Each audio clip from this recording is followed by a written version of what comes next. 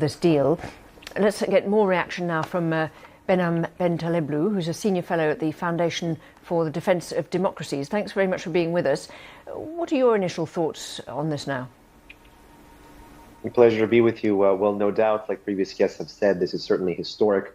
But lest we forget, this is phase one. There have been ceasefire deals before, there have been hostage deals before, but perhaps none with the premature or none with the weight of U.S. President Donald Trump. The relationship is fundamentally different between President Trump and Prime Minister Netanyahu than when you compare with former U.S. President Joe Biden and Prime Minister Netanyahu. It's a fundamentally different strategic and political context for Washington, and the ability of Washington to really articulate a theory of the case for what the Middle East ought to look like, engage in a host of disengagement and, you can even say peace agreements, sometimes peace through strength, sometimes just merely deconfliction or ceasefires. But nonetheless, this is really kind of designed from the White House, moved on to the Israelis, and then kind of passed on down. So nonetheless, this is President Trump's plan that Prime Minister Netanyahu shares, and is now going to be tested as to how well it can unfold in the Middle East. And while I have, qualms about some of the bigger picture things like Hamas disarmament and, you could say Hamas rule over Gaza, or how well we move PA rule over in there, over into the Gaza Strip, no doubt getting the hostages back all in one go is a major, major win. But again, I do have serious strategic concerns and doubts as to Hamas' willingness to actually disarm, because negotiations are what are supposed to move Israel and Hamas from phase one to phase two.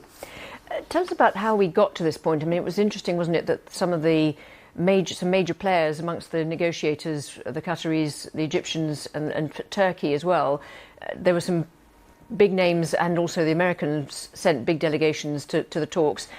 What led to the kind of momentum that we've seen in the last day or two? Well, I certainly think in the last couple of days, but really in the last couple of weeks, different regional actors saw that increasing political weight and political capital invested by President Trump into this deal, and I think may have been trying to link some of their own potential wants or asks from Washington, with potentially putting more weight onto Hamas, potentially being more of an active diplomatic player, less of a spoiler, more of an engager than ever before. Previously, you mentioned, I believe, Qatar, you mentioned Hamas, you mentioned Egypt.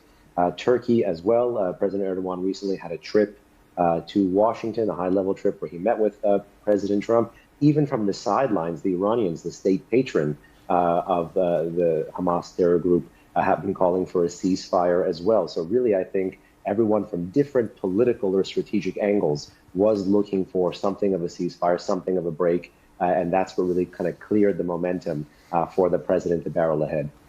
And I know that you said there are caveats to how you implement the rest of this, but can you envisage a situation where this is the start of a bigger peace deal, where, on the scale that President Trump has been suggesting, involving Iran and others?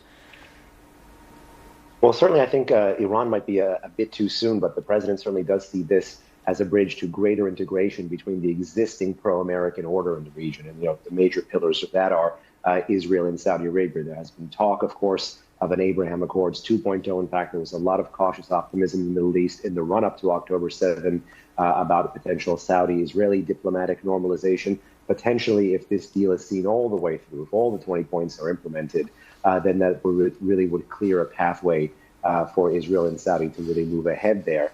But then again, we don't want to count chickens before they hatch. Moving from phase one to phase two depends entirely on negotiations whose shape, form, and contour, again, about things like governance and disarmament, which I'm very skeptical about Hamas's willingness in the short term to do that, will define the ability to move from peace in one area to peace across the region. Just on the disarmament issue, some people have been talking about some sort of different levels of disarmament. Is that how you think they'll get round it?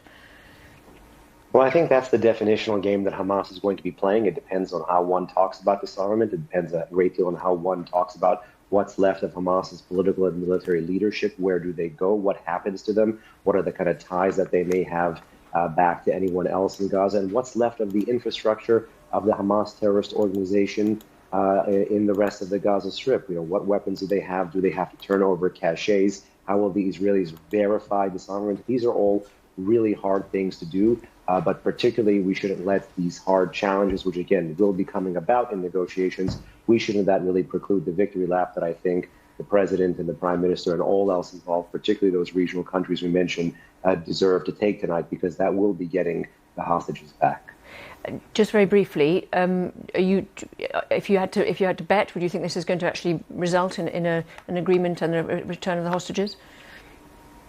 I do think in the short term, there's a very high likelihood that the Israelis will be able to sell this through their system, which will put pressure on Hamas to actually meet that 72-hour timeline the president articulated.